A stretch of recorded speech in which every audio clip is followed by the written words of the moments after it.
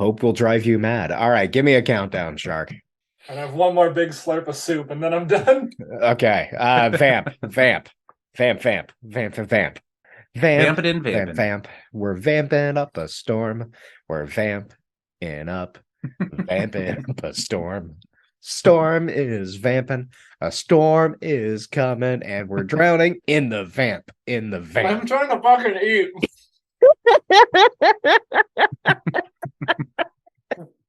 All right. 3, 2, 1.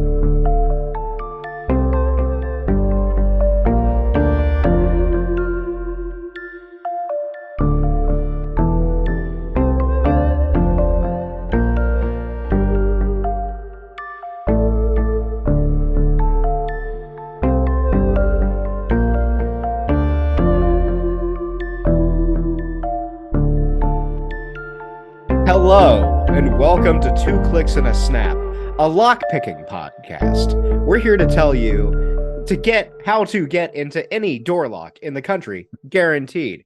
And tonight, we're lucky to be joined by Daniel Griggs, a man who's been certified to have never been locked out of his car, house, or apartment. Daniel, what's the most challenging lock you've ever beaten? My own apartment. It was so challenging. I had to wait for my wife to get home to unlock the door. And that is a very valid lock picking strategy. Not a lot of people will tell you that, but these are the we're not the lock picking podcast. That was a lie. Ever since we made that episode about how to get into Nancy Pelosi's home, we've decided to pivot. Yeah. Turns out that we had to put that one in the vault, but it escaped again somehow. So I don't know. EWS, don't use it because sometimes it lets your archived episodes just out into the wild. And full disclosure, I do have my keys attached to my person. I have actually pierced my skin with the key ring. Now, for no context, listeners, we took a little break in between the first episode and this one. And, there you go. I think that gives you all the context you need for that. We're not the lockpicking podcast, not a contest either. We're a podcast called The Right Can't Read. And we talk about how the right looks at a thing and says, we want that. And then they shouldn't. So that was our best summary yet. Thank you. Tonight's episode is brought to you by exhaustion and a feeling of malaise. So last time we talked a little bit about about who the Vikings were, what they believed, and how we know that. We looked at archaeology. We talked a lot about books and shit. And we left off at a point where it was pretty clear that at best our knowledge of their beliefs is sketchy. We know that they had a mythology. There's a cosmology involved and all that kind of stuff. We know that they interacted with a wide range of other cultures. And in a lot of cases, intermarried. They adopted individuals of other cultures into their social groups, and that they believed in an afterlife. We know that our current records of their beliefs are at best secondhand, coming from, in many cases, Christian authors who were doing their own thing with the beliefs that they were writing about, and earlier from Roman sources who, they were Romans. So anyone who was not them was, should have been Roman, and they made it clear that that's what they believed. So we also knew now that today's modern heathens are dealing with Nazis in their midst. If you recall the New York Times journalist, very, I'm sure, well-read individual who wandered into a modern pagan group and said, "Are you Nazis?" So, they, aside from those Icelandic folks, today you have groups like the Asatru Folk Assembly who are bringing in Nazi vibes into paganry. So, that was all our kind of context setting.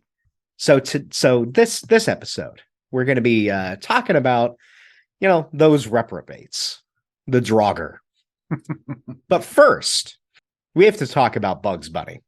See, when I grew up, famed Nazi, Bugs Bunny. Yeah.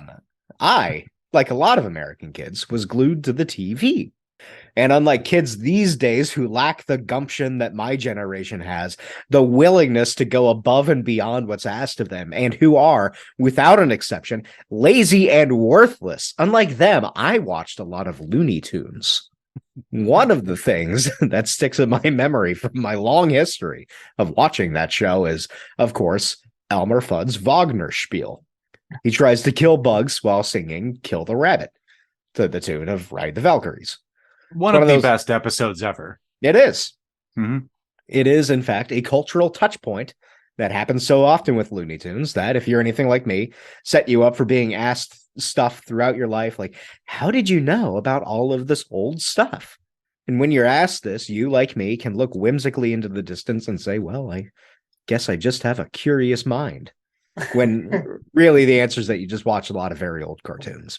Rabbit of Seville, second favorite. Yeah. Yeah. And then, like, this is also the only reason I know who Peter Lorre is for a long time before I watched any of his movies, because Looney Tunes had a lot of episodes where Peter Lorre was a character for some reason, and I don't know, because he was he looked very distinct look with the eyes. So the drawback about this sort of knowledge, this eldritch knowledge, is that you know who Richard Wagner was. And your life is irreparably broken as a result of that. And, before we go further, I want to ask the two of you, and this has come up in previous podcast episodes, so Shark, this is kind of a cheat. But do you know who Wagner was? I do. Richard Wagner. Actually, I more know Wagner in the context of Nietzsche, but yes, Wagner, wrote his famous Ring opera, and that's about Lord of the Rings, right? It's about Lord of the Rings, and specifically the Rings of Power TV show. It's an adaptation of Amazon's Ring of Power TV show. Yes. This episode brought to you by Amazon's. Legally, they have to pay us. Yeah. Yeah, he partnered with Neil Gaiman. It was a weird thing. Do you want to see a guy who looks a lot like a less hot Viggo Mortensen? Amazon, The Rings of Power. But yes, he wrote his Ring opera. That was a massive Germanic hit. That's the sentence. That's on the box for every collection. It's just a massive Germanic hit. So what do you think of Wagner? I think the best song he's involved in was written by Chumbawamba. Wait, which one? Chumbawamba has a song called Wagner at the Opera, where they talk about how they got forcibly ejected from the opera because the opera was playing Wagner. I don't know that one. That's good. Great. The last stanza is for everyone we lost, I swing the rattle loud and long. I swing it till I drown all the music and the songs. This tattoo will last forever, and my memory is long. Very nice. So just a quick side note on them I believe it's Chumbawamba. They actually started in the 80s or something like that as a pretty proto-punk band. Yeah. And then they you told me this, Aaron. You're the one who shared this with me. Yeah. I don't know if you guys talked about this on a previous heavy episode. Anarchist band. It was very, very, very unsettling to learn all of that, and not in a bad way, just in an unsettling way. Cool People Who Did Cool Things has a couple of good episodes about Chumbawamba. This is with the dude from Eve 6. That's so weird. Everyone has one thing they scream about when super drunk, and mine is Chumbawamba. Mine is, I don't know. I got a few. Mine is Wagner. it's the last time I got super drunk with people, it was about it was Jews assimilating and just willfully destroying our own culture. So that was a weird night. That was a weird night. I think Wagner would have had something to contribute to that one. Yeah, I blame the Duolingo owl in the Yiddish course for that one, because I'm like, why don't I know any of this? Why did my family willfully forget this? which I don't know. Oh. Anyway, Listen to Chumbawamba. listen to Podcast Chumbawamba. over. Yeah, that's it. That's Nope. it. Goodbye. Thanks and good night. So, yeah, that. Daniel, how about you? What do you think of Wagner? Well, yeah. So at one point, I realized that all I'd known of Wagner was, again, through either Nietzsche or through Bugs Bunny. And I decided to put on his Ring opera one time when Deborah and I were studying for school, and my wife, Deborah. And so I put it on the main speakers. It's like 18 hours or something like that of music. And it's beautiful. I mean, it's absolutely gorgeous music. And I kind of let it play. And then, I don't know, maybe by hour 2, Deborah was like, turn this off. and I agreed 100%, and not because it wasn't beautiful. It was just there was an unsettling air that was not conducive to focus on other things. No, it is so about my knowledge of Wagner in the sense of composition of his composership. It seems pretty good. I think he's a good musician, or a good heady as far as the writers go of music. Right.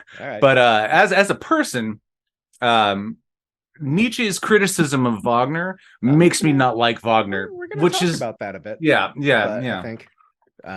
Fun fact about Nietzsche and Wagner: if you just say the words Apollonian and Dionysian enough, just in a perfect circle, you'll sound really smart. And everyone will leave you alone at the bar. Yep. Also, I recommend Percival to everyone. I do not. I kid. I'm kidding. All right. It is, yes. Wagner has a couple of good bits. The drinking song and Flying Dutchman is good, and then some of his overtures are good. Everything else I find very boring, and I really like Mahler. So that's where I stand. Mahler. So that's just the music, though. I got problems with Wagner, which may be surprising to hear.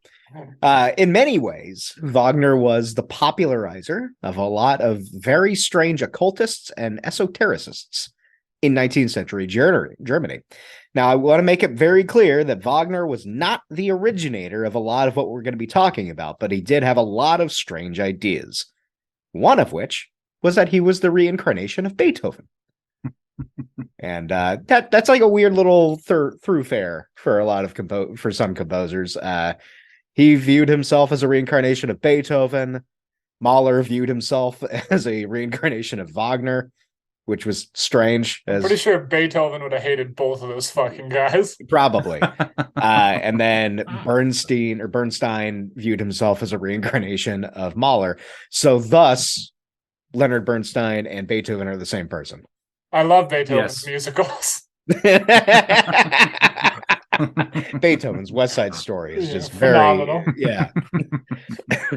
A host of other strange ideas of Wagner's, not Bernstein's, are tied to Volkish ideas from the time period. Sadly, these still hang around today.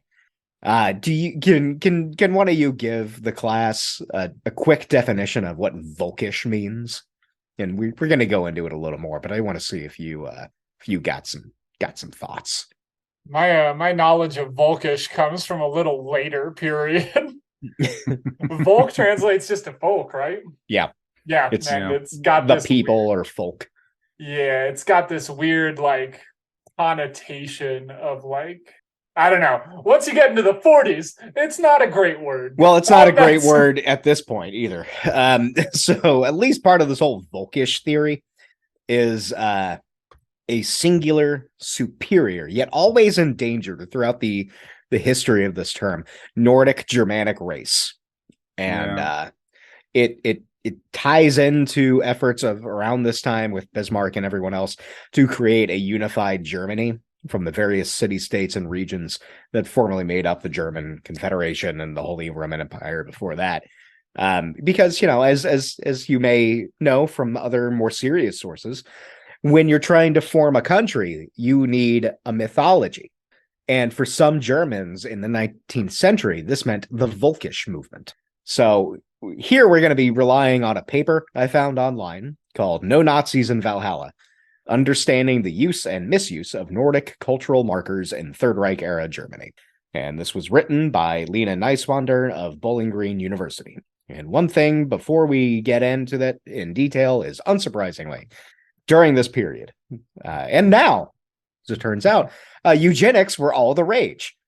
And they formed the backbone for a lot of these thoughts.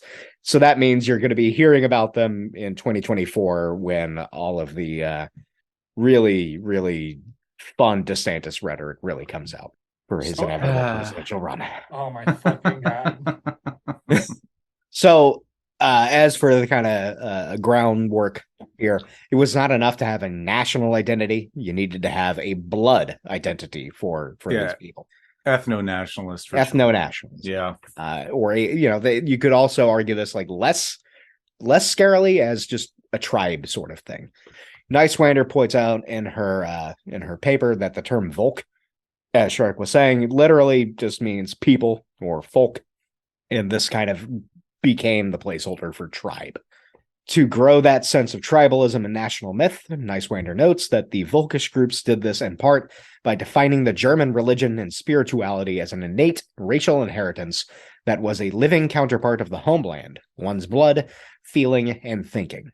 Specifically, like a blood in the soil, like a dirt Blut und Erd. We'll workshop it. I'm sure there's a catchy Stahl und Erd. Stahl und Sei. It's like blood and dirt, or yeah. Herz von Stahl. Specifically, the Germans linked Germanness to Vikings as an ideal of what a human should be. It only followed that by establishing a blood myth, the Volkisch movements needed to establish an other.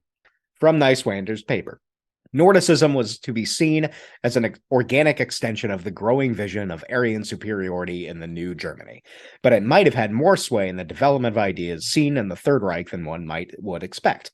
It was stated, such Volkisch movements positioned the Aryan race as locked in an epic struggle with non-Germans and Semites who were forcing the nation away from its true Nordic natural roots. Only a regeneration of the German nation would offer possible salvation and an eventual future utopia. By pushing an us versus them mentality, especially one so steeped in Nordic background, Volkisch movements were able to leverage this constructed division between prescribed races in order to, as Lawrence Birkin said, direct racism against other Europeans as a means of uniting the German people. So, we're going to be going into this more. And as we go into it, I want you to hold it close to your heart as if you are Frodo, cradling the One Ring to Mordor, because it's going to keep popping up in this episode, and then you're going to chuck it into Mount Doom. Quoting, this dynamic of race-based conflict leans largely into the idea of Herrenrasse, a concept which suggests the Nordic people are supposedly descended from the Proto-Aryans and are thus considered to be racially pure.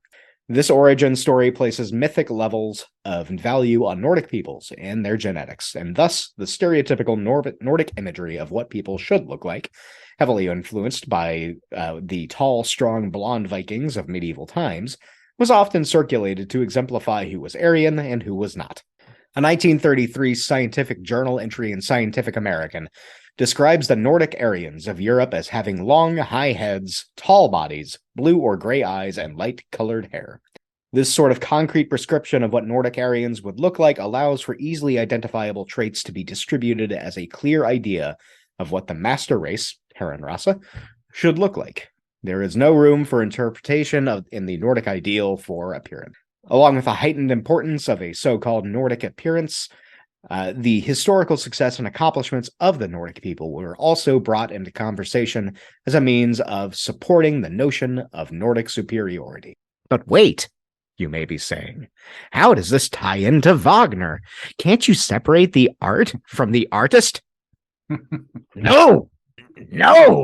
Such a thing is only possible in the dregs of pop music and commercial jingles, you fool!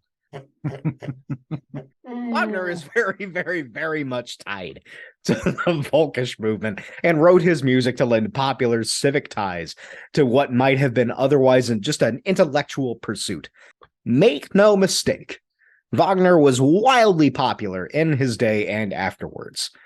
His ring cycle was monumental. His non-operatic pieces became cultural touchpoints, and more importantly, his ideas about Germanness were widely shared. It's not like we're tying red yarn to a corkboard here. This isn't Charlie Kelly. Wagner's contemporaries knew he was tied to the Volkish movement.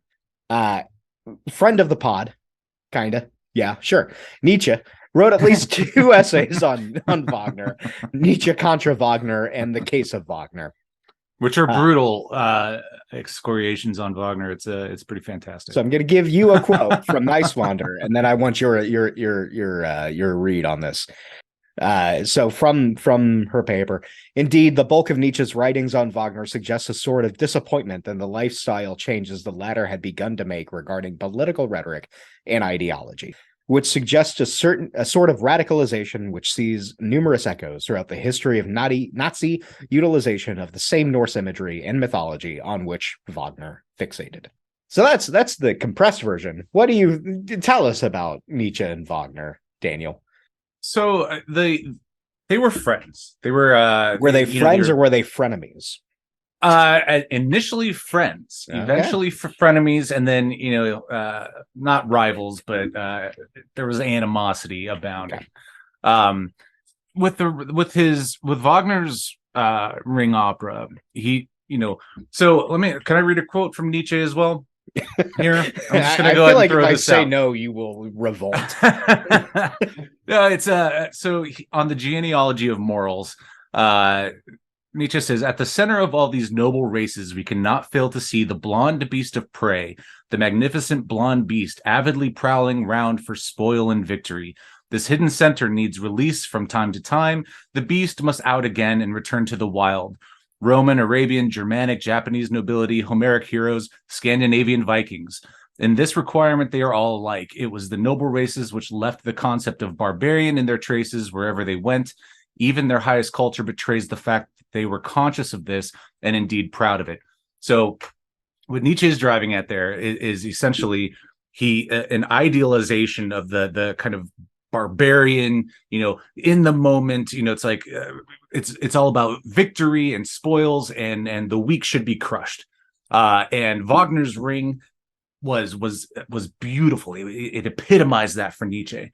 Then Wagner wrote Percival and performed that. And I personally haven't studied too much on Percival, but apparently its Christian overtones and this and that were an affront to Nietzsche's sensibilities, and he absolutely detested it. Thought Wagner was, lowering himself to this Christian base morality, and absolutely detested him after that, and their relationship broke off. And which is why he wrote those 2 pieces that you mentioned earlier. Mm-hmm. So Nietzsche, idealized this simplistic barbarian kind of, Ubermensch, if you will. Yeah. And so did Wagner at first but Wagner was way more of in a sense, a pop star in that sense. And so he wrote popular pieces, and his ideology was not that of Nietzsche's. Yeah. So who would have had the most fierce TikToks about each other? Nietzsche would have been fucking incredible on the internet. Nietzsche would have burned everything down. It would have been pretty wild. If Nietzsche had lived today, he would have been drill, is my most firmly held belief. Like, he just didn't have the methodology to become what he needed to. So did you buy Drill's book, and do you have just underlined passages and notes? Cross-reference Nietzsche. It is not a worse book than Genealogy of Morals, I'm sure. I'm sure there's as much contained in Drill tweets. Friend of the pod, Drill. Yeah. Friend of the pod slowly dying of. Yes. We're getting close back to lead poisoning in the States. That's not as fun. Yeah, there's all right. So Wagner's reputation continued long after his death. We kind of went over it. Jewish composers like Gustav Mahler were huge fans of his for some fucking reason. I don't get it. I go on record again. Wagner is garbage. Rossini knew that. Here are a couple of fun quotes from Rossini about Wagner. One, Larry David knew that. Larry David likes Wagner. The character in that episode does not. Yeah. That's why he fucking did a crypto commercial. God, I forgot about Jesus Christ. Yeah. We're not going to talk about that, though. We're going to talk about these Rossini quotes, which are a lot of fun. Wagner is a composer who has beautiful moments, but awful quarter hours. Another line. One can't judge Wagner's opera Lohengrin after a first hearing, and I certainly don't intend to hear it a second time. You should be more like Rossini. Don't listen to Wagner. I will say, and this is not in Wagner's defense, because somebody else would have done it if he hadn't. Yeah. But the Le Motif, sure, Darth Vader's theme would not exist without Wagner. So that's not a defense of him. Again, somebody else would have done it. Yeah, it's a low hanging fruit. It was actually, I think, more obvious than people give credit for. Wagner. Yeah, I think you could. You mean you just said it. Other people would have done it. Like you had elements of that in opera already. Like Beethoven's Fidelio has like basically, Fidelio's theme that pops up whenever the character is doing something on stage. Anyway, so I would keep going. Sadly, this is not a classical music podcast. One day it will be. One day it will be. But we had to come to this point. We had to come to the point, despite my best attempts, to where we talk about the Nazis and their awful views on culture. We're not going to go too much into it because we've already got more than enough sewage to wade through.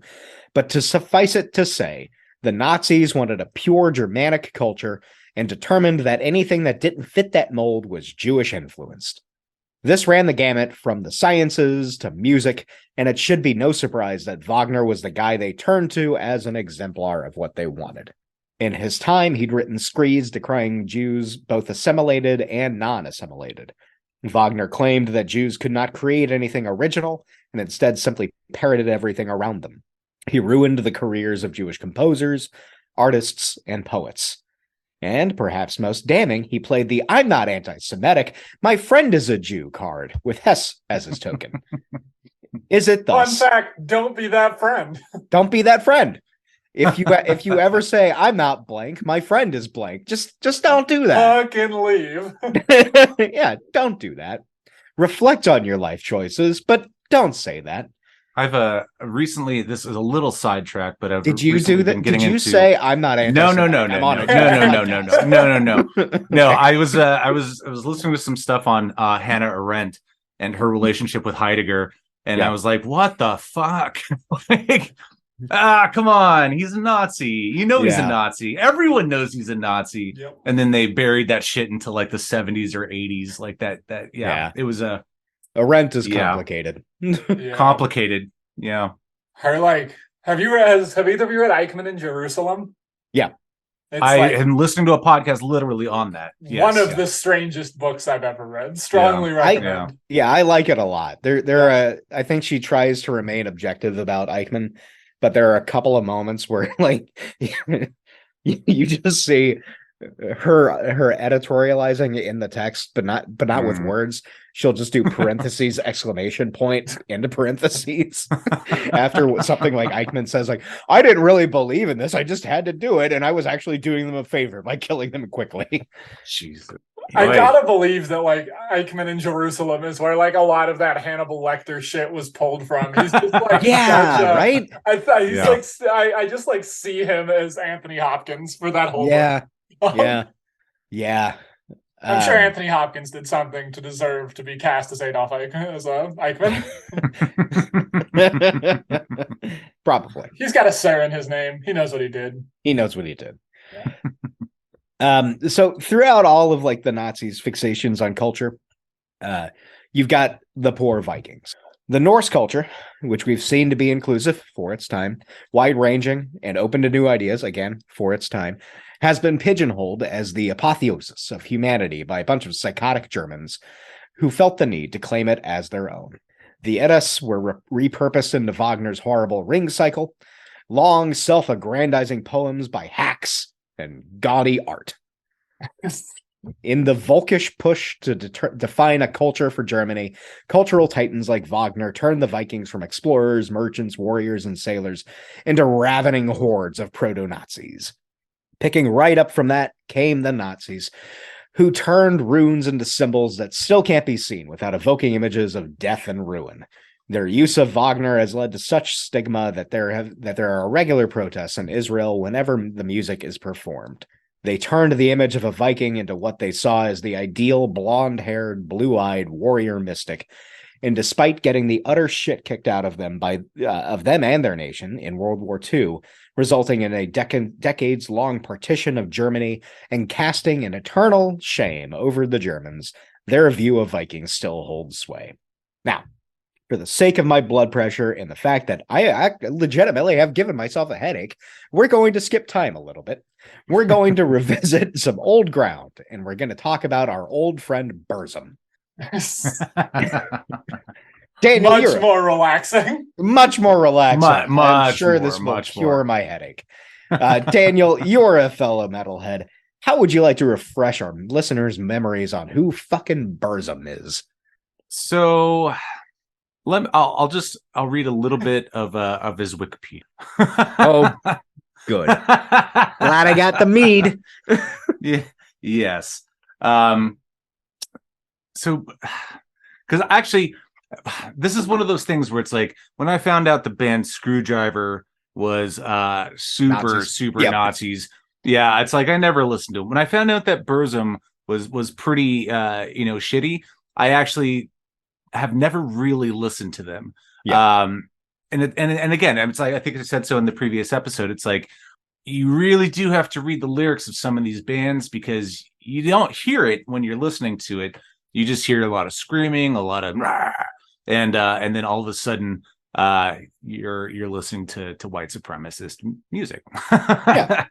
But what was his actual what is Varg Vikernes. Vikernes. So he was imprisoned from 93 to 2009. He was arrested for the murder of, I believe it's one of his bandmates, correct? Yep. It was Euronymous from Mayhem. Yeah. And the burnings of several Norwegian churches, from what I remember. So I didn't pull up the Wikipedia. Burning churches. Yep. Yeah. I didn't pull up that Wikipedia article fast enough, but that's what I remember. That's a fair synopsis. Yeah, the guy was kind of a piece of shit from what I remember. Yeah, still is. We talked about him in we did on the last in the metal podcast and last time. But excuse me. I think we talked about it again on the metal podcast. I'd like to reiterate something that he wrote. And I'm not going to do the accent this time because I can't remember what the accent was that I did, but here it is. Another thing that probably is a problem. This is from his blog. Another thing that probably is a problem to these dirty, filthy, ganja-smoking, free love hippies who call themselves pagans and claim to perform pagan rites. There we go. Is that why it also means innocent? The ancient pagans claimed that one should not bring anything impure into the weird. So only virgins and married women who had never been with any other men than their husbands were allowed to practice the customs. Further, only women and men with fair eyes were allowed to enter the hall of the Odin. This is not something that they make up just because I am a vile racist. It is stated clearly in the Norse mythology that only people of Jarl's kin are allowed to enter Valhalla, the hall of Odin. You can, however, easily be a pagan with brown eyes or a pagan who is not innocent, but if so, you cannot practice the customs or sing magic songs in this life. And this only make up a small part of paganism anyhow. Then you simply only have to wait until the next life before you can live up to the required moral and genetic standards. Maybe you will not live up to these standards until the life after the next life. Even if some Europeans are a bit polluted genetically, so to speak, and have brown eyes, for instance, that is something that can be solved by a few generations of race hygiene. Holy shit. Now, Yeah. again, Daniel, we kind of established your creds in the last episode. How accurate is that to Norse mythology? Not. It is not. Would you agree with me when I say that Varg's full of shit? I 100% would. Okay. In Norse mythology, let's look at the dilution of or the confoundation of Christianity. We'll just say they make it the Catholic Church and a lot of other places, which I really do think in the Christian sense are heresy. They create so many barriers to salvation. Whereas it's actually very simple: believe in the Lord Jesus Christ, whatever. Viking mythology, in that sense, even if we, realize that, hey, Valhalla, yeah, sure, it's these heavens and all that kind of stuff were influenced. The only requirement is that you die in battle. That's it. And there are other afterlives too. It's not just Valhalla. There's hell, which isn't hell. It's just another afterlife. Yes, exactly. And a bunch of other stuff. Valhalla is like the warrior afterlife. And that's the thing. For him to say, oh yeah, it's only, the blue-eyed, fair-skinned, that make it to dine with Odin or whatever is horseshit. And, as we've seen in the interactive documentary Assassin's Creed Valhalla, there's a lot of different people of a lot of different types in Valhalla. So, again, he's full of shit. And not only is he trying to tie this true pagan into a Volkish Julius Evola-approved return to the forest, but he's pulling out a lot of weird shit from bits of Norse mythology that are poorly attested at best. We've already gone into how we don't have firsthand sources. Also, as someone who knows a lot of Christian scholarship, if you are talking about how you're like old school religion, only allowed virgins in certain places, you probably got that from a religion that was created within like 200 square miles of desert. Yeah. That's like a very Yeah. People very concerned, almost neurotically, with hygiene. Yeah. I would not have any knowledge of such a group of people. And for good reason. If you're stuck wandering around a desert, you're worried a lot about hygiene. Don't eat shrimp. It'll go bad. You'll die. Don't get tattoos. Can't guarantee the safety of that needle. Yeah. It will get infected. It will get infected. You will die. And then who is going to take care of your mule? But if you're living in Ireland, do whatever the fuck you want. Named tagline to Ireland. And, the interactive documentary, Crusader Kings 3, attests to this with insular Christianity in Ireland, allowing you to have concubines. So clearly that's there you go. Now, with all of this in mind, contemporary practitioners of Norse paganism are pretty solidly aligned that there is no central authority for paganism as a whole. And certainly that is not Varg. Now, this also breaks down a little bit if you refer to yourself as an Asatru practitioner, because that's a little more structured. But from what I've read, it's pretty clear that Icelandic Asatru practitioners are pretty adamantly opposed to non-Icelandic folks telling them what their beliefs mean about racial people. They were explicit about that in our last episode. But of course, Varg's stupidity is not limited to screeds about paganism and hippies. No, the motherfucker has the gall to pollute my beloved tabletop role-playing hobby. He has published a role-playing game which he started developing while he was in prison for numerous hate crimes, escapes from prison, and numerous other hate crimes committed while on parole from prison. And his game has the horrible title of Mythic Fantasy Role-Playing Game. It's really the Washington football team of tabletop. It's like a tabletop name decided on by a committee in the IETF or IEEE. Yeah. I haven't read through it because I can't easily find a download for it, and I'm not going to give him a goddamn dime. But I did find a review on Metal Sucks, which is a great metal website. The review is titled Advanced Discrimination in Dragons, a critical look at Varg Vikernes My Farog RPG. And I'm going to hit us some quotes from the review, saving us from the crunchy discussions about the mechanics, because we're not talking about TTRPGs, although we might soon, but we will look at the world building. The next chunk of this episode is going to be quotes from the review, because I am a lazy hack fraud. Quote 1. And much like Varg Vikernes would say in his My Farg, you as a Jew can't have a high intelligence score. Exactly. Which is so I forgot disallowed in the game. You read that. I did. I realized that I torrented it and then wiped it off my hard drive. So that's why you couldn't. Content.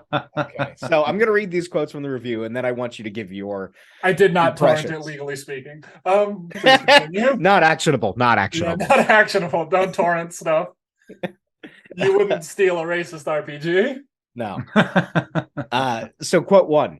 Set in the antediluvian land of Tula, a repository for a bunch of generic fantasy tropes filtered through Vikernes' own Norse-centric historical revisionism. Basically, you're trying to survive in a barbaric Iron Age land governed by the philosophy of a man who happens to be a big fan of Hitler, Nietzsche, and social Darwinism. Varg has done a lot of research into the culture and lifestyle of prehistoric Europeans, but even the most historically accurate material has been so colored by his toxic worldview that it feels made up. Quote 2. There are a wide variety of races available for the player to choose from, as long as that race is Scandinavian. The lighter the hair and the fairer the skin, the more blessed by the gods your character is. You can play worse races, as he would put it. You just have to have lower stats if you want. Okay. Quote 3. People of Middle Eastern and African descent are represented. They are the, quote, filthy, vulgar, poorly educated, animalistic coppermen. You can't play them. They are intended to be cannon fodder. Now, there are two varieties of coppermen. The Skraylinger, weaklings, and the Merklinger, darklings. I'm pretty sure that the weaklings are supposed to be Semitic people, as they receive a bonus to trickery. The Darklings, meanwhile, receive a bonus to spear throwing. You can guess who they're supposed to represent. Jesus. I love that you set an RPG in Iron Age Europe, and then you're like, all those stupid fucking people who were inventing algebra when my goddamn thing is set. Having, they were algebra, astronomy, early chemistry. Yeah, they were inventing everything while we were flinging shit, those stupid assholes. And that's a little bit of the irony of that kind of idealism. It's like, the reason we don't have a proper mythology for Vikings is they didn't write shit down. They didn't have a written language. So it's like, I don't know. And the mythology is one thing, but to say, that these people were, somehow, intellectually elevated. It's like, maybe they had a good, nautical system that allowed them to travel across, seas and rivers and all that stuff. But it's like, I don't know, that kind of, revisionist is a good word. There's one more quote, and then I'm gonna open it up to a little bit. Yeah, last shit talking. Yep. Yes. One of the suggested quest ideas is literally ethnic cleansing. Tula is being invaded by alien Eton horrors, savage and subhuman coppermen, and untrustworthy Ironmen. I think this is Varg's version of Jews, complete with a blood libel about them. They are ruining the lifestyle and culture of Tula, and even the Tulians themselves, and his feeling of duty and honor, his being the player character, makes him want to do something about this. Moving out of quotes, from what I was able to tell, there are massive tables of rules, especially about swimming, which is sounds awful. Shark, you read the thing. Yeah. Tell us. So if you ever played like first edition D&D and have encountered how truly horrible all things people enjoyed were in the 80s, it's like that. It's a lot of fucking weird tables about like arrows and how far they can shoot and what kind of wind conditions, and it's just fucking horrific. So as somebody who hasn't been too involved in any kind of RPG tabletop, like that description is exactly what has kind of like deterred me in that sense. It's just like, I want to have fun. I want to be able to like, jump in and obviously there's got to be some rules, but like, yeah, I worked, at a bookstore and we sold a lot of RPG stuff and everyone railed against, like first edition kind of stuff because it was just way too much, way too complex, way too many unnecessary factors that kind of barred the any kind of entry level that wasn't already steeped in the lore and like and he's like the master of that. Like it's like he clearly likes Bronze Age shit a lot or whenever it's fucking based, and he did like genuinely a lot of research and then just shotguns it out like a kid who knows a lot of facts about dinosaurs, but in tabletop RPG format, and it's fucking terrible. Yeah. It sounds awful. Yeah, don't play the racist board game. My hand. Seems like a pretty easy rule to abide by. Yeah. And if you do, take the +1 to trickery. It's not optimized, but it's more fun. So, Sharker, you just said don't play it, but what if I were to start a campaign? I mean, of course.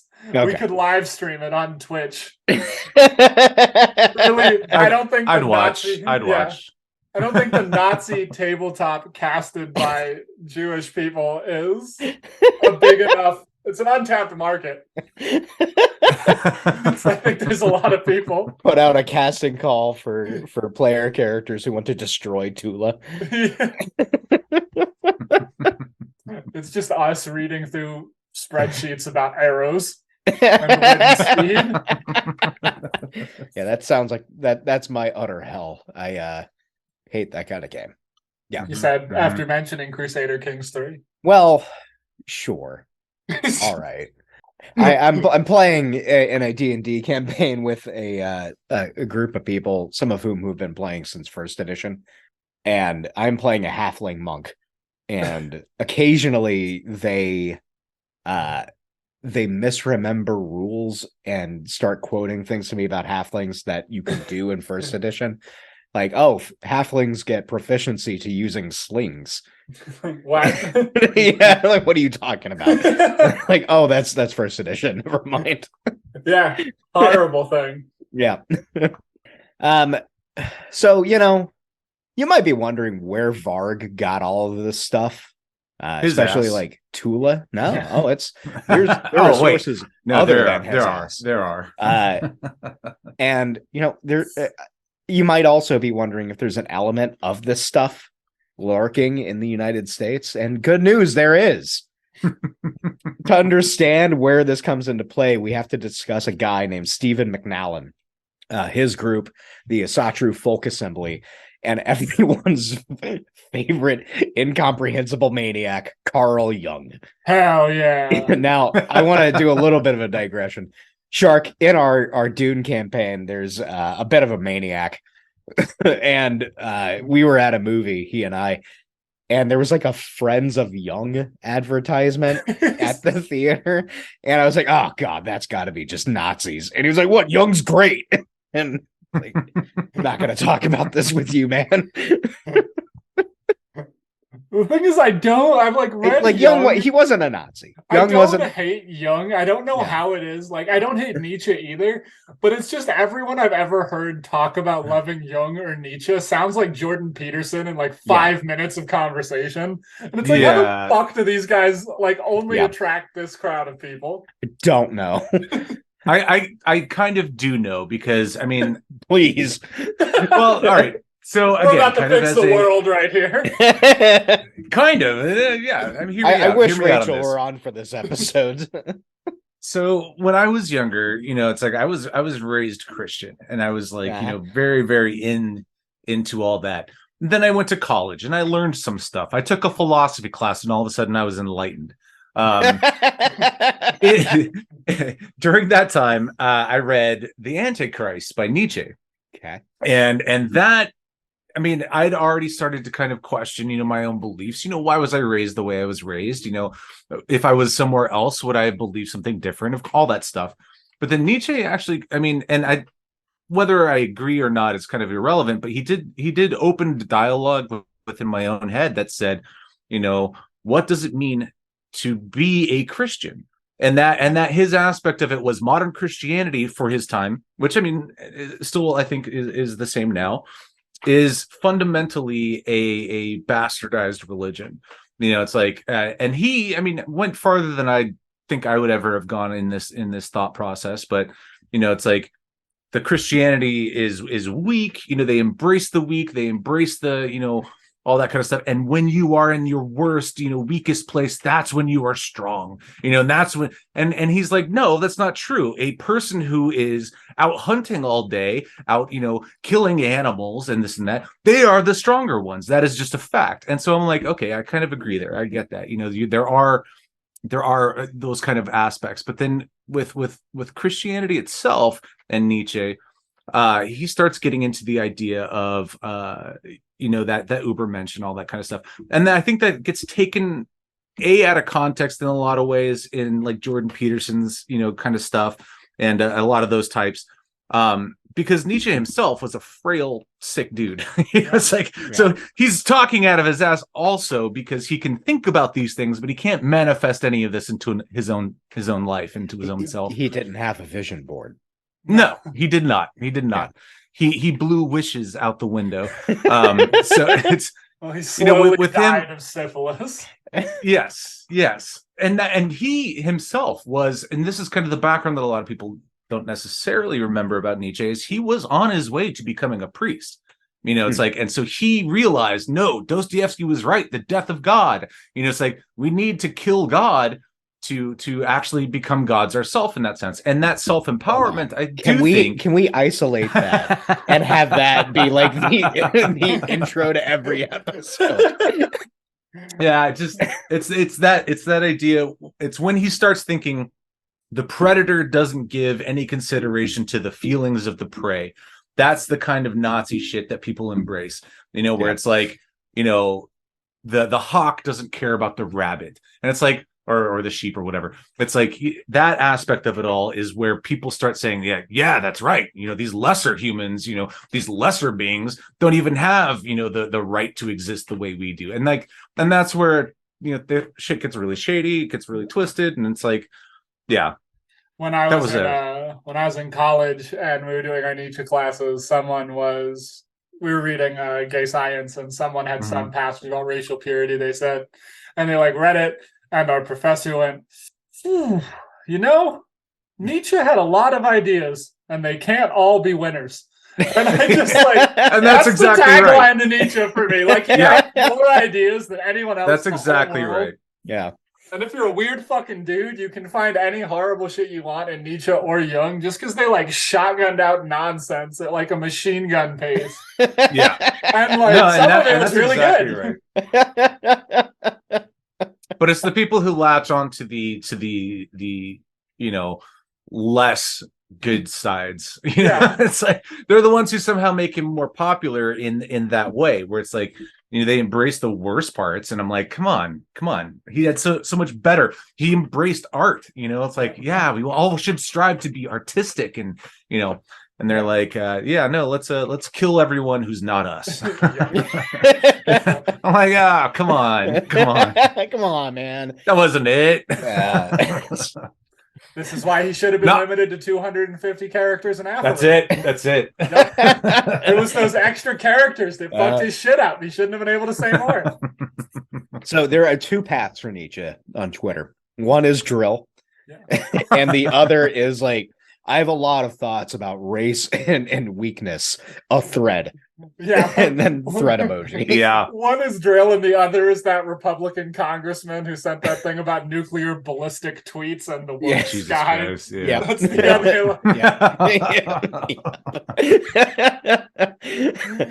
But luckily, what do you think Young's Twitter would have been like? Oh my God. They would have been all threads. Either that or cryptic. Yeah, either that or cryptic 3-word. Like, yeah. There's a game developer called Hello Games that does No Man's Sky. I love No Man's Sky. Yeah, and the guy who runs that. Don't tell me he's a Nazi. No. But whenever like, they're come on, whenever they're teasing a patch, he just tweets out an emoticon. And like just like give a weirdly vague hint about what the content will be, and the subreddit is a real delight whenever that happens, because people freak out and like try to figure out what he meant by an orange. So that could have been Young. A good friend of mine in college described right. Carl Jung as Joseph Campbell, who you'd like to have sex with. I think is a good summary. Yeah, that's not the worst summary at all. Actually, for my wife is going to school for art therapy and psychology, and so for Christmas, was it last year? I think it was last year. I got her the black books of Carl Jung, because she's actually really into Ursula Le Guin, who kind of has a Jungian approach to her mythology and to the kind of. So we should be legally obligated to all be. Yes. Big fans of Ursula Le Guin. Yes. 100%. And yeah, so I got her those, and I honestly I haven't looked through them myself yet. I got them as a I think that she would like this, and she really loved them. So I don't really have any kind of ultimate opinions on Carl Jung, other than I would have had a soap opera called The Young and the Restless, where it's like you had a psychiatry. Yeah, that's good. That would be good. That'd be watchable soap opera. That's what I argue with great frequency. This is one of my drunk fixation moments, that Twin Peaks is a watchable soap opera. Yeah. That is a solid point. Yeah. So put Young on the back burner for a second, because we need to introduce Stephen McNallen, the Asatru Folk Assembly. And to do this, we're going to turn to a website called Gods and Radicals. Quoting, "For people in the pagan community, McNallen's name is well known, a collage of veneration and horror. The heathen revival, particularly Asatru in the United States, comes from McNallen's construct starting in the 60s, bringing over a friendlier version of the racialist Odinism found across Europe.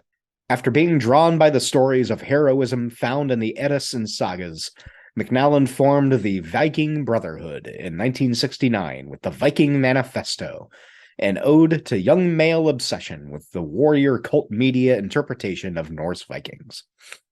Taking on a more serious tone and adopting the magical flavor from Iceland, he created the Asatru Free Assembly in 1976, using the same metagenetic tone of Elsa Christensen's earlier Odinic rite, yet eschewing the harder-edged racialism. For McNallen, this was to be a religion of the Northern European people, their true spiritual practice, and he could use the language of post-colonialism to argue that it was their right, just as it was that of the Tibetans, to be freed from the hands of the Chinese Communist Party, or for the Navajo Nation to be allowed to have ethnically exclusive powwows. This was not a new argumentation for the right. European New Right academics had been taking this turn for a few years, arguing that the wave of national liberation movements was in line with their own battle for an authentic European ethno-state. And this is something you see today with a lot of like, oh, we're not Nazis, we just believe in ethno-states.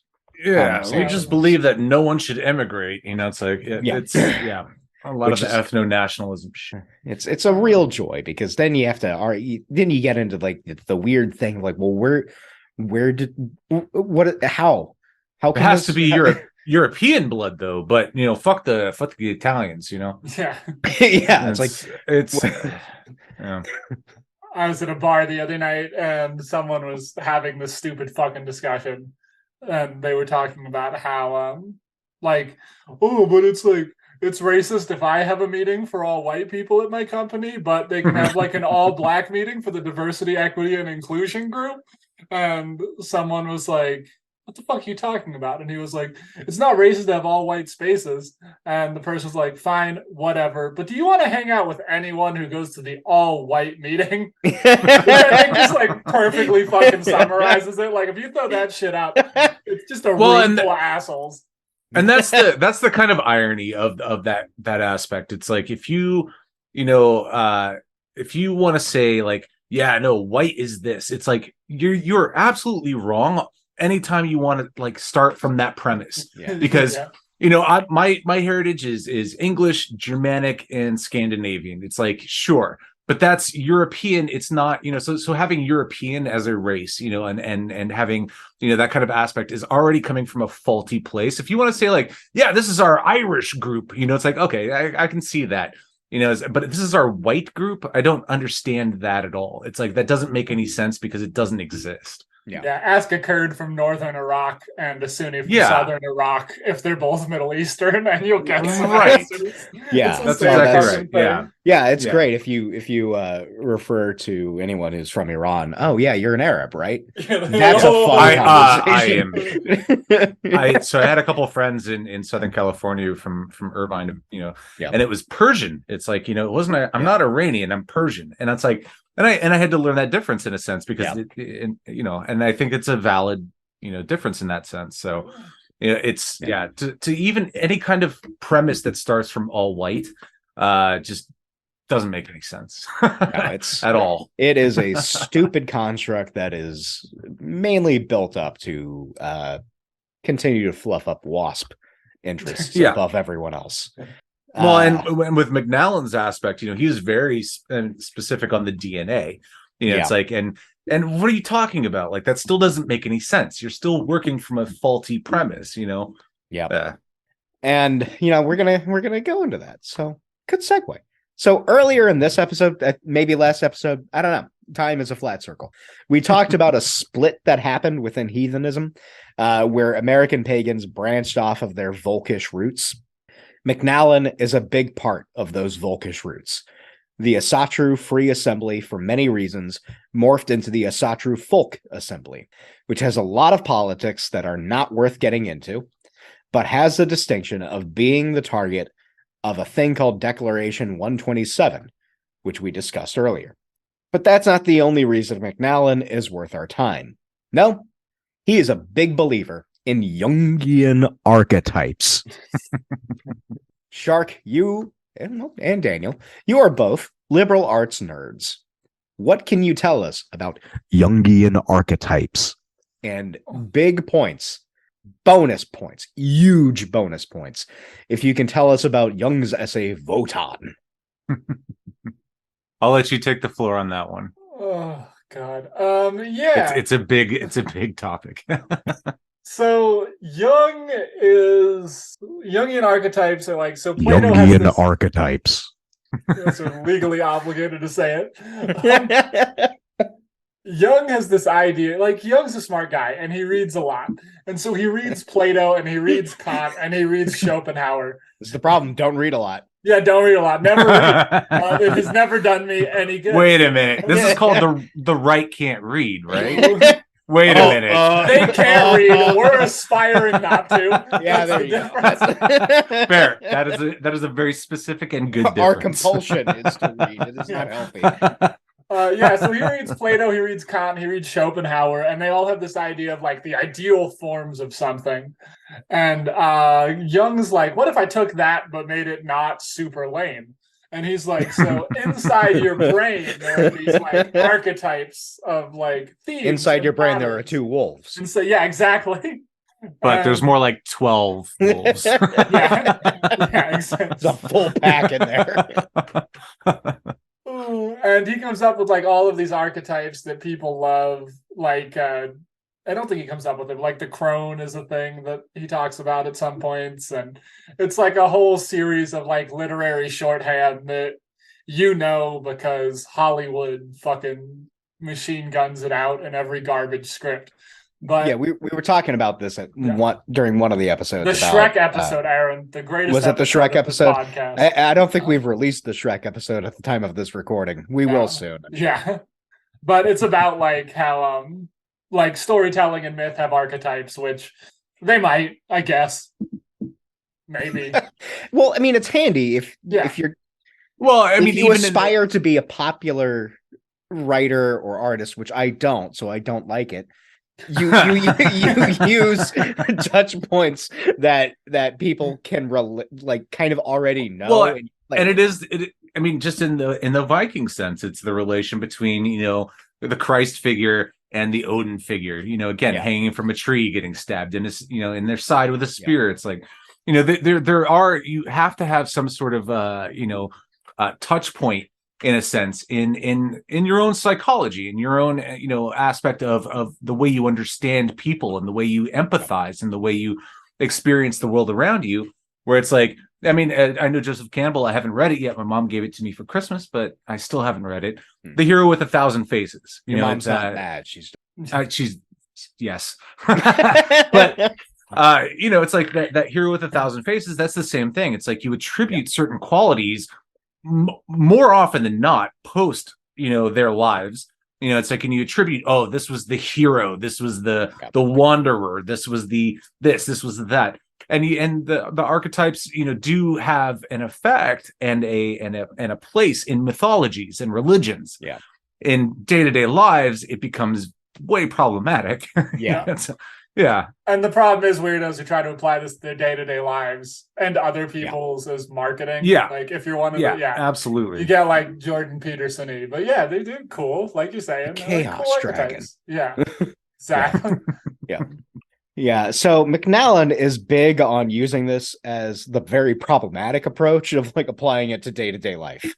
Yay. This is his bread and butter. He's been at it since the late 60s and is still doing it now. You can find videos of him talking about Wotan, specifically like Jung's essay. He describes the post-World War II years and the Allies' denazification efforts as brutal and relentless. And wait until he finds out about the Nazis. and kind of refers to these efforts as an effort to impose crass materialism on a proud race of people. Nazi shit. I'm not going to tell you to go look at McNallen videos because you shouldn't. But I'm hoping, because you shouldn't own mental health and also containment. I am willing to be the scapegoat and be sent into the desert on Yom Kippur. I would instead refer you to Ocean Keltoy's YouTube video titled "We Need to Discuss the Wisdom of Odin," who's another YouTuber, and the Asatru folk symbol. It's a good video. Again, Ocean Keltoy seems like good people. Mentioned him in the last. For thus, though, we are going to talk about McNallen's involvement in the alt-right. What fun! Yup. So, from Gods and Radicals, quote, as the alt-right developed, McNallen was right there with them with his newest formation, the Asatru Folk Assembly, where he had firmed up his own arguments about the metagenetic Jungian roots of Asatru. Fucking every guy who reads Carl Jung says shit like that. Why are they all that guy? I'm sorry, please continue. Roots of Asatru and the psyche of the spiritually distinct Nordics. He contributed early on for AlternativeRight.com, joining Richard Spencer on episodes of Vanguard Radio to discuss the first Thor film and the heroism of Icelandic explorers. Coded the language he used well enough to avoid finger pointing from the right and the left. The AFA helped to popularize the folkish interpretation of heathenry, that it was an ethnically exclusive religion, and McNallen traveled the world talking to decolonization movements, attempting to woo them into common cause. And I'm going to break from the quote for a second. and reiterated a point that always needs to be reiterated. There should never be an attempt to form a red-brown alliance. That is not good. Don't work with Nazis, you idiots. Don't talk to Boogaloo boys. They're Nazis. Yeah. And going back to the quote, as many heathens can attest, McNallen helped set the tone for what heathenry was, especially in the U.S., as he helped to flesh out rituals and theology, adding much of the aesthetics and depth needed to create a multifaceted tradition. McNallen, though a hard polytheist, wants whites to think of Wotan as a Jungian archetype, a racially distinct machination in the minds of Northern European stock, a mode that they can tap into as to become a warrior in defense of the racially exclusive tribe. McNallen has made it clear that the Wotan network was not an issue of promoting his religion, but instead about the existence and destiny of our people. The Wotan network sounds like something that fought the Ninja Turtles. Yes, it does. But it doesn't stop there. No, he was all in on the Unite the Right rally. Yet more from gods and radicals.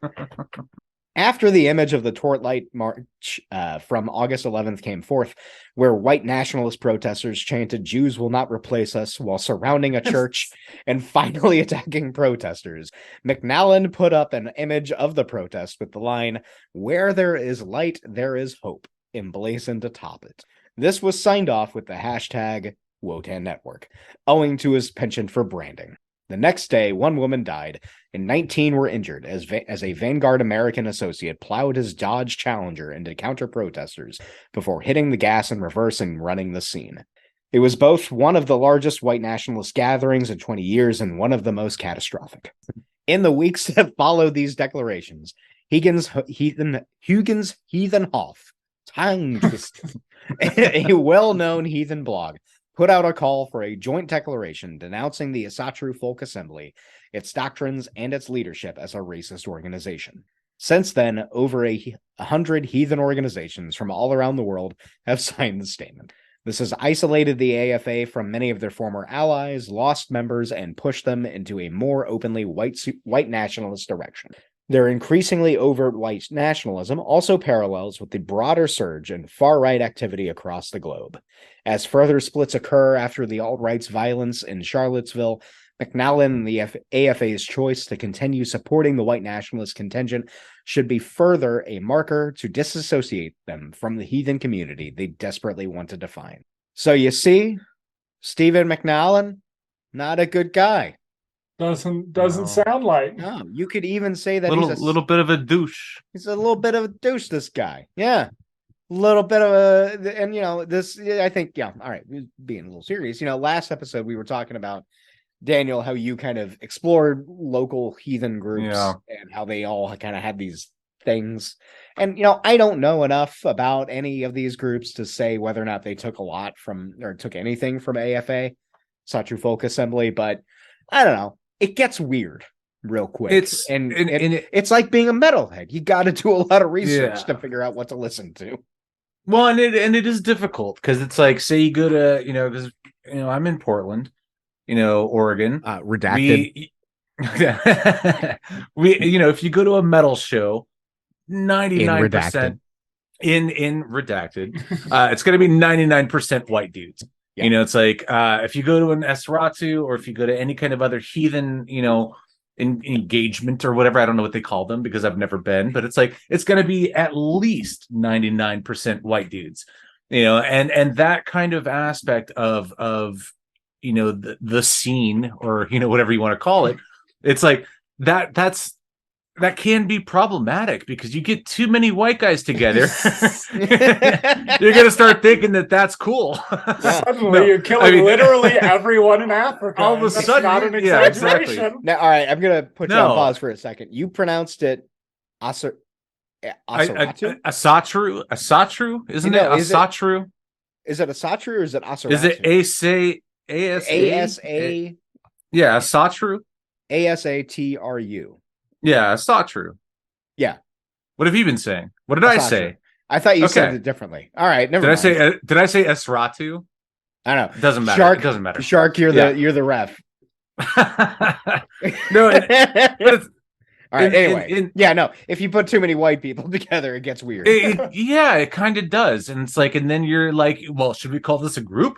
Should we start meeting weekly? Should we call like, it no, you don't. Manhattan? Don't do it. Don't do it. Not to discourage metal, obviously. Not to discourage pagan beliefs, obviously. It's just like, but there is an exclusionary element to a lot of it that almost is inherently built in, and that is problematic, and that is an aspect of I think the metal community, the heathen community, that needs to be addressed, and obviously some people are, but I think as a whole it's difficult to address it when the only other people that you're addressing are other white people. Other people who are I mean, we well, it hasn't been released yet, but we recorded a Warhammer episode and we were talking about it during the I think we were talking about how hard it is to talk to nerds about this shit, and because people get really defensive about their identities. Yeah. And for no reason. I honestly, I'm gonna stop right there for a sec. For no fucking reason. If we want to actually, let's be broad real quick. If we want to talk about climate change, if we want to talk about droughts, and we want to talk about food scarcity and all that kind of stuff, we got to kind of get rid of a lot of our bullshit notions of race and country and class and this kind of stuff. And it's like, this is a little bit of a diatribe, but like I've been thinking about it a lot, recently. I don't know why. Yeah. But that we're going to see a lot of immigration from places that will be hit hardest by climate change and hit hardest by scarcity, like and California. War. Like California. Coming to Oregon, God. Well, we can't accept that. Californians are an inferior species. Yeah. Can I tell a crass joke real quick? Is that okay? I love in this Crass. podcast. That's a great band. Yeah, okay. Yes, Crass is amazing. When I was working at a local convenience store, and like by local I mean a 3-minute walk from my place. That is hyper local. Very, very local. And this guy comes in and he says, why can't you get your dick sucked in California? And I was like, what? Okay, why? He's like, because all the cocksuckers moved to Oregon. And I thought that was actually a solid joke, where I didn't think it was going to be a solid joke. As a Californian myself, I thought that was a solid joke. Oh, that's funny. Yeah. That's a good one. Yeah. I don't know if you need to edit that out, but absolutely not. We don't. You're assuming a lot about this podcast. Fair enough.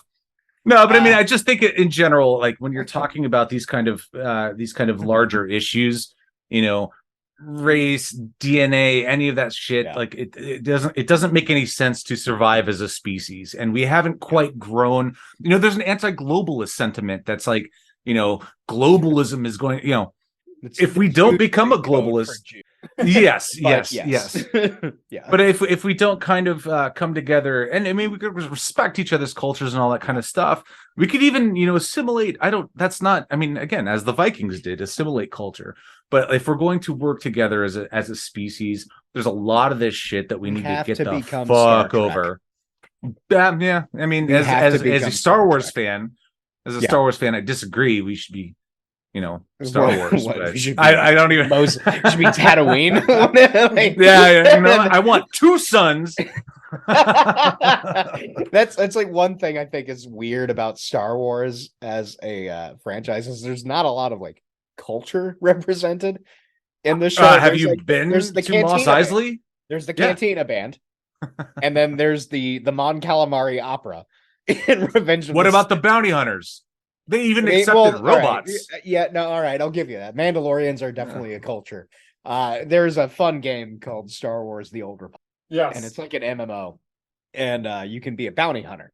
And for like a gag, me and a few friends all rolled bounty hunters with variations on the name Mandalore. And we would just go into hubs and just chant Mandalore over and over again. It's very fun. Mandalorian's a good show. It's a good show. Good show. Have you haven't seen watched Andor? No, I I need to. I'm going to. I watched the here's first thing. couple episodes and I was more than impressed, and I stopped watching it because I hate episodic week after week shit. I want to binge. I'm waiting till it's over. Is it not over Yeah. yet? It's No, it's like the Okay. end of this month or something. okay. Yeah, I've got another week and a half of things every night, and then I've blocked out my calendar to do nothing, and I think it's just gonna be Andor. And The first 3 episodes were not disappointing. I heard, Surprisingly you're shaking your head, but they took from Stalin's life in Andor, like when he was robbing banks, like throwing dynamite in the banks. I don't like Star Wars much, but I love Joseph Stalin. Maybe We all love Right? Stalin, Don't we? Cheeky Stalin. What's the Italian I know you're prime minister president's what's the new Italian president's the name? fascist? Yeah, the Mussolini fascist. Yeah. We're really looking at a pretty scary time ahead of us. It's we are. Yeah. That's why we watch. That's why we're doing this. That's why we watch Star Wars. That's why we watch Star Wars. Yeah. I gotta say, Stalin's early life when he robbed banks with grenades was good work. He sold out later on. No, yeah. So did Castro. You know? Yeah, before any of them went big, they were really cool guys. Before they signed on to major record labels. Once you start doing those arena tours, you become a fuck. But Hitler was an artist and a writer. Yeah. He had a poet's soul. What is it? Red Alert that has like the intro cutscene about like where the timelines diverge is like Einstein assassinates Hitler. I think it's Red Alert. Like, oh, that's awesome. Oh, hey, we're not talking about that. We're talking about Stephen right. You could say that McNallen, the guy that we were talking about before, not any of these other guys that we've been talking about, is kind of a symbol of the syncretic nature of fascism. Takes in a whole lot of stuff from a lot of different sources that would otherwise have nothing in common. But were it not for people like McNallen, it's kind of a wonder what modern paganism would look like. Would there be as many white nationalist pagans?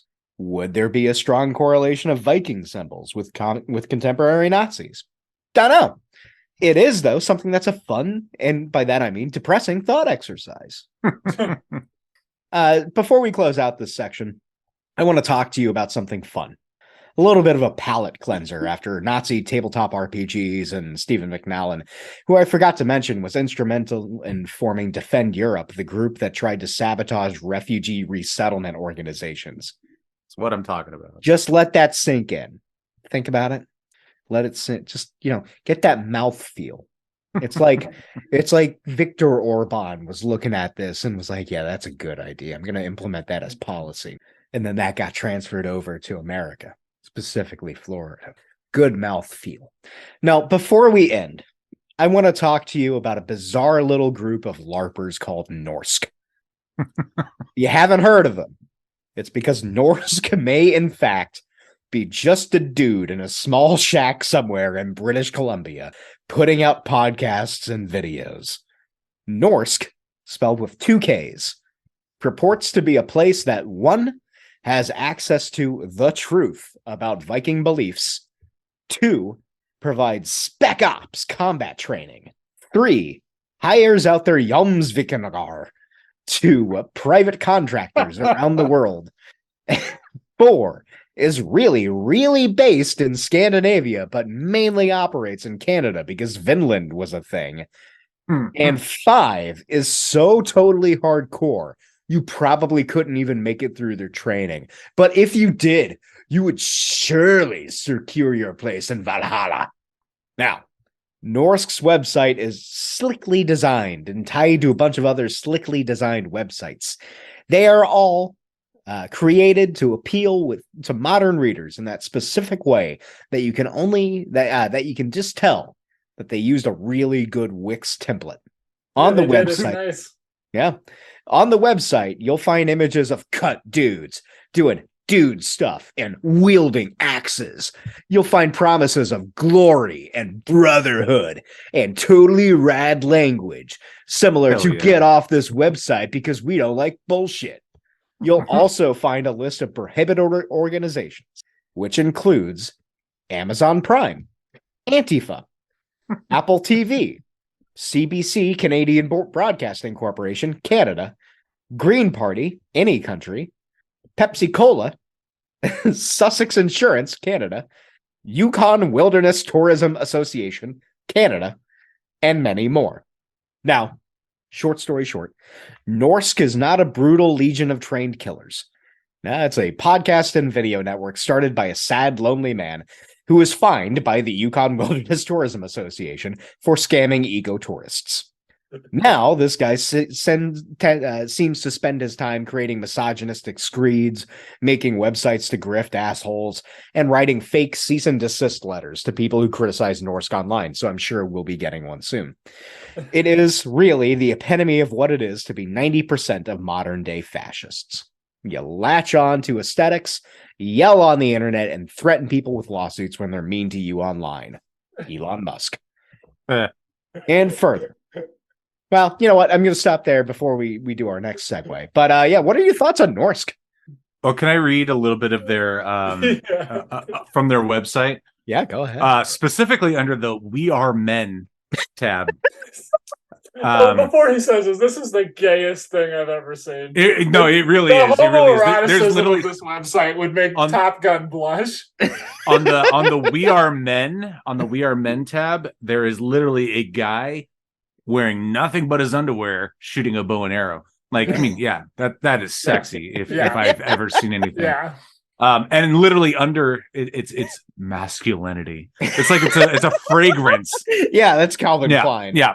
So We Are Men says we are defined by innate and natural biological traits and characteristics essential to the very survival of our species, based on hundreds of millions of years of evolution. Our fair skin has allowed us to thrive in the winter darkness of the north. And our exceptional not get seasonal affective disorder. No, not to mention every other hunter gatherer that has ever existed in other areas. Whatever. Our fair skin has allowed us to thrive in the winter darkness of the north, and our exceptional fitness, stoicism, and resilience to settle the harshest environments. Fucking stoics. Yeah. We have built Western civilization with our genes, blood, and sweat. I think that was the Greeks, right? Like, yeah, no, the founders of the Western Greeks. civilization. Well, and then Rome, and whatever. Yeah. Pretty much everyone who claims supremacy. Yeah, sure. We celebrate our ancestral, primal, tribal, and warrior nature, and we foster our odor through challenged aggression and sexuality outside of modern societal. And here's the kicker: outside of modern societal as well as Abrahamic constructs. And it's like you could read on from there. I'm not going to. It's fucking gross. Yeah, there's problematic. Yeah, when somebody says we embrace equality of opportunity, like, but start everything from a genetic standpoint, it's like you've already. It's like what I don't know, that kind of that backwards talk. It's meant to aspire. It's meant to grapple onto these ideals that don't exist at all. It's like I don't know, that kind of shit. It's infuriating. I've clicked through to one of his courses called Northman Healing. All right. But you have to follow a link to another website that's also pretty decently made. The guy made a few different Wix websites. Yeah. He's spent some money. Yeah. You have to pay in Swedish krona, but which is great branding. It costs $9,500 to take this online course on how to become a Viking. There was a really good one. It's broken into 4 pieces, and the 5th one includes 3 videos. CPR, famed traditional Viking practice. CPR with AED, even more traditional Viking. And the final video is just marked tick removal. Yes. Actually, CPR, that is heart attack, ticks. And you know what? If you live near the beach, jellyfish. That's an important skill. Yeah. To have. Yeah. For only Yeah. 9.5 grand, you could have Only a weird 9.5 white grand. dude tell you how to take a tick. Someone on Reddit was, I forget what, he got access to the website for he was doing something, like a friend of his recommended it, and he was looking through and he was like, oh, I just wonder what this is about, and it was just nothing but podcasts put out by the guy and just stuff that's probably going to be on the Daily Wire any day now. Yeah. But yeah, there's a piece Right in my message box. Yeah, yeah.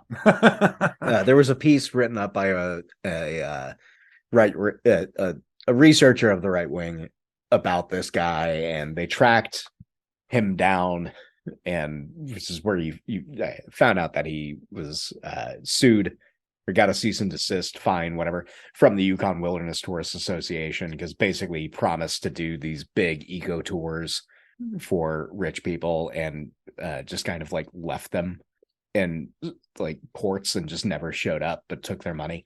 So it was like that, and he just started getting into like weird altercations with everyone in his life, and now apparently just does this. So Norsk, it's a fun thing. So towards the end of their being a man part, what makes a man, the core traits and characteristics, which ironically, but not ironically, they reference the Spartans. Famed Vikings. Which, you know, yeah, famous Vikings, the Spartans. Lots of stuff in common with Vikings. Yeah. Both very seafaring cultures. Oh, they all believed in Odin. Yeah. All believed in Odin. Yeah. What is Odin if not Zeus? What is Zeus if not Odin? Going back to Jung, you're not incorrect. Jungian archetypes. No, and they list off a bunch of bullshit, and then at the very end they say, all in all, pretty abstract concepts. Fantastic. Thanks, Norsk. Yep. Yeah. Yep. Good stuff. And you know, there's that. It's definitely a thing with these sorts, is like the lifestyle branding that gets thrown into Nazi shit. And I thought I was like free of this with my weird little, nerd culture hobbies, like building my computers, until I recently upgraded my motherboard, and MSI sent the motherboard with a bunch of like stickers to put on like hard drive casings that were like tactical stickers. They're like camouflage for the bits in the computer with like little crosshairs and shit. I was like, why are they branding a motherboard with tactical gear? You wanna have the toughest, most masculine. I mean, you want. I call it a fatherboard. Leather. Really, I don't call it. Motherboard. Yeah, exactly. Fatherboard. If it doesn't smell like leather, tobacco, and whiskey, you don't want to own it. Listeners, you can't tell because you're not watching me, but I'm sitting in a very plush armchair with a cigar that I hate smoking. Are those and moose whiskey. antlers behind you? Moose antlers, and then whiskey that I also can't stand, but I'm drinking it anyway. And you are immaculately clean, just like all of those guys always are. Absolutely. Wait, can you zoom in? Can you zoom in on your arrow? Sure. The arrow that you're about to shoot? Yeah. And that's what I've been doing this entire time, is just wait a minute. What's the specificities of those arrows, though? What's the win condition? Are we getting into? Oh, I mean, the win. Are we getting into Burzum? So here's the thing: is I have rolled 17 d20 in order to determine, my because I'm gonna be honest, I'm not pristine Scandinavian, so like maybe my stats aren't as high as they could be, but they're still pretty high. So, I rolled a bunch and got like some athletic boosts to that. Okay. So, it's pretty good. That's all I'm going to say. Cool. Yeah. Cool. If you ever need it, you can buy 50 milliliters of beard oil that Vikings allegedly used for $25 on his website. I'm sure the Vikings were very concerned about having the right kind of. Well, not necessarily incorrect. I mean, again, as barbarianish and as slovenly and musky and whatever as they sometimes appear, as I mentioned in the last episode, they were buried with fancy combs. They had a hair treatment. They had a why are you ruining the bit? I just isn't this about the misconceptions? It is. It's just beard oil, man. Slightly down from there. Hey, man. Hey, if I was on a bunch of magic mushrooms, in the middle of a 24-hour day of night, it's like, and I found this greasy, whatever moss that made my beard a little bit shinier and a little bit softer. I could see it. I could saw see it the happening. North, man. Yeah. I saw Willem Dafoe in that movie. They didn't care. They didn't care. That's true. That's true. In that famous documentary. Yeah. Actually, I need to watch that again. It's pretty good. He also says that you can use this 100% natural traditional Viking beard oil, TMCR, on your knives, swords, axes, or spears to prevent rust. Yeah. Last thing I want is a rusty beard. It's fucking awesome. It's Vicks Vapor Rub. It's like those dudes who use all-in-one shampoo, conditioner, toothpaste, the Axe product thing you can put in your carburetor and also wash your hair with. It's just olive oil mixed with Robitussin. Oh God! My favorite cocktail. Oh yeah. Oh God, you gotta love it. It's a little palate cleanse from all of the extreme race hate of Varg earlier.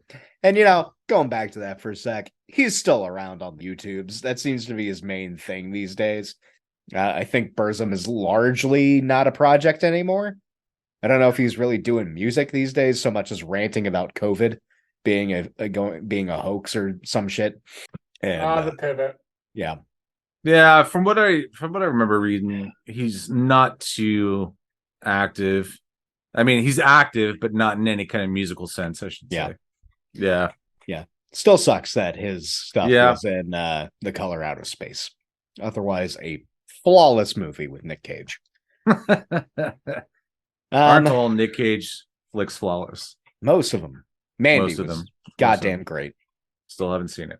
You need to. You'd love it. All right. Yeah.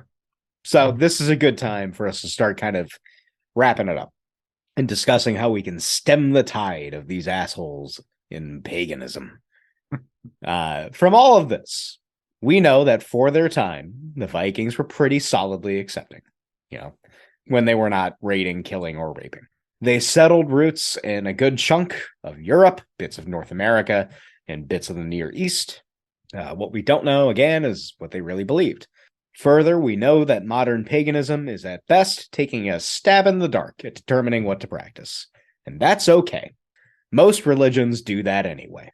I point you, as an example, to the Talmud, which is a massive collection of texts of rabbis arguing and taking stabs at the dark at determining what to practice and calling each other idiots because one dude called another dude's chicken bad 300 years ago. And that started off big sects of Hasidic Judaism. But what's important, though, is that paganism is at risk now and forever of being infiltrated by Volkish principles. Though some of the people I talked to for this episode are pretty confident that those pagans don't recruit from within the community and instead focus their efforts now on kind of Deus Vult Christians who are distraught at the what you were saying earlier of kind of the Nietzschean approach to Christianity and trying to prop up paganism as a more masculine thing. The AFA and McNallen's influence on paganism and heathenry cannot be discounted. And all of that is not to mention what we've talked about in previous episodes. And though we haven't released it yet, we didn't even get into the pagans versus Christians MMA match. Listeners, you got a real treat on your hands for that one. That's stupid shit. And you're going to hear about that one. We also didn't talk about Augustus Sol Invictus. We haven't talked about the guy who ran for office and made his goat sacrifices to Satan a major talking point. There's a lot of stuff we couldn't talk about just because, we don't have all night, and I'm already getting complaints from people who listen to this that we talk too much. So that was me. That was me. and I so made the many complaint. Oh, and other people. Okay. People, yes. And to those people who Okay. are complaining, Fuck you. Fuck you. Fuck Keep it coming. you. All right, real quick. I know this is an audio format, but I literally do have an entire book. It's a weighty dude on Christians and pagans. Yeah. It's just if you want me back, I'm available, I think. All right. I'm sure we'll be hitting a point where we're like, well, I guess we got to revisit this. So anyway, to close us out, I want to revisit the article of McNallen from Gods and Rat. Quote, "What will do the job is quarantining his followers, support network, and those advancing his ideology. Declaration 127 is a powerful example of how collective action can contain such groups and lay the foundation for effective confrontation of their politics, ideology, and works. Even with this potent president, more needs to be done. The Asatru Folk Assembly is sadly not the lone example of folkish heathenry or fascist ideology active in paganism. Anti-fascist pagans are uniquely positioned to counter ideologues like Stephen McNallen, Augustus Sol Invictus, and others who spring up in the coming days. We live in times that are a greenhouse for fascism, yet they are not the only ones who benefit.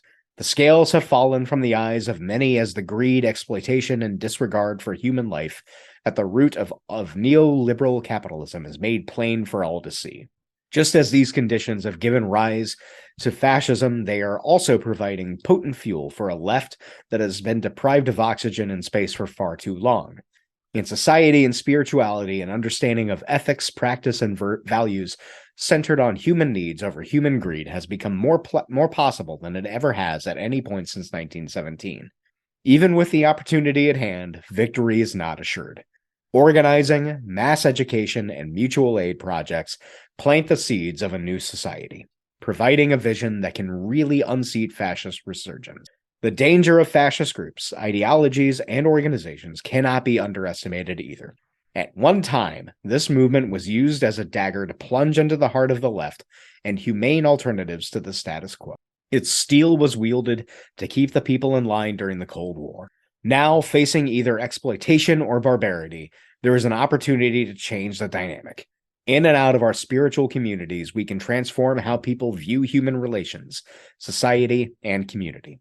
That can only happen through confronting fascism's threat and a movement that goes beyond its insurrection and heads to the roots of the system that birthed it." Well said.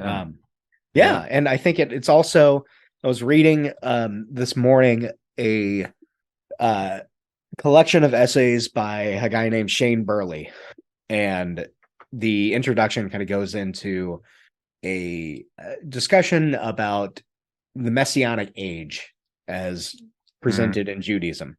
And he's got a line in there that's basically like the Messianic age will not arrive with a bang. But when you look around and see the kind of world that you wanted to build and have only brought forth by actually building it. And the implication, what he's saying is much kind of what these guys are saying is like only through organizing each other in your communities and building up structures that run counter to landlords or food exploitation or climate exploitation can you build a better world, or racism. Can you build a better world? And a lot of that, I think, comes with empathy. It's like, I think many people have grown up and lived in the community that they were born in. It's like a lot of people haven't traveled. I think, it's like, what's his face? Rick Steves, the map guy. Yeah.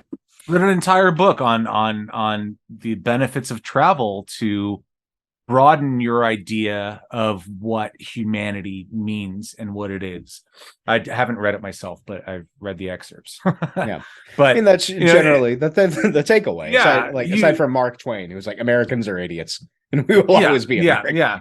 If you're not Mark Twain, you probably need to travel more and recognize that a lot of what we encourage, a lot of what again, even the pagans, it's like in America, a lot of what is lacking is an empathy and an idea of the cultures that exist beyond your myopic point of view. And without that, you have no concept of inclusion. You have no concept of community. Community is not like, hey, I just grew up with these other white guys around me, so therefore, white is the best. It's like, that's not community. That's that's shit. Yeah, and community is a strip mall at a McDonald's, and I will fear no other. God damn it! Community is what you see all across Houston. It's nothing but concrete and cement with identical strip malls all around. That's you're not wrong. No, that's I think there's, I don't remember if it was when I was researching this episode or other ones, but one of the things that I've read in working in this podcast space is someone reflecting on trying to combat the challenges of fascism. And one of the things that they found especially challenging is, like, in their area, there's farmers markets, and a local white pride group grabbed a thing at the farmers market, and they used it to get people, like, kind of recruit people, but not like explicit about the white nationalism aspects, and just being like, yeah, we're all folks here. And it's like, this is what you're getting at, is like, you have to be broad about working with community, and you have to bring people in. You can't just sit there and expect things to happen. And unfortunately, like, white supremacists are way more active in that aspect. Yeah. They're way more willing to recruit through Norsk and these ideas, of I mean, white supremacy ultimately, but like, this idealistic, thing that doesn't exist. I mean, as we've talked about, the Vikings were not a monolithic thing. They weren't some monolithic race that tried to preserve their own heritage. It was like, no, they assimilated to Spain, to Europe and England, to Russia. They did not believe in some sort of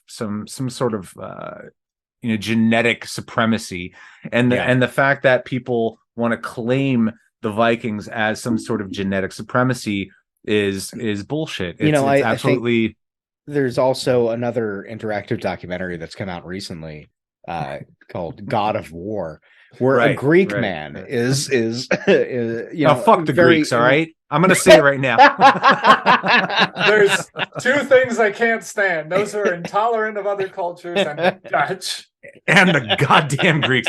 I hate olives. That's my biggest gripe. That's it. I hate olives. I love olives. Can't stand them. Like, one of the happiest days of my life, I was in Malaga for work, and I took a day and went to Cordova, and kind of wandered around. And before it got super hot, I went to a little cafe in like a courtyard, and there was a dude just playing guitar, like, Spanish acoustic guitar, and just infinite olives. They just kept bringing out it was great. Just cheap beer and olives and waiting out the heat. It was good stuff. All right, we're cutting it at 4 hours of Viking episode with an olive anecdote. It's about the best place you could end it. If you don't think we should anecdote more, listener, fuck you.